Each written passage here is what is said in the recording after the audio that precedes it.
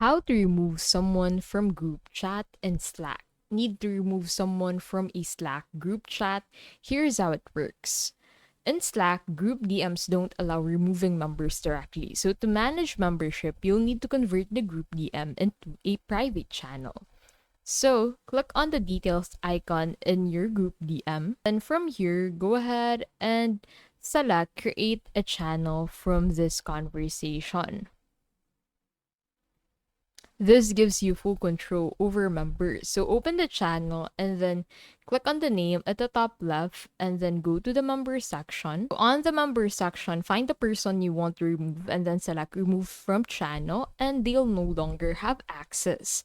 If you don't want to convert to a channel, simply start a new group DM with the members you want to keep. This is often faster for smaller groups, and that's it. That is how to remove someone from group chat in Slack.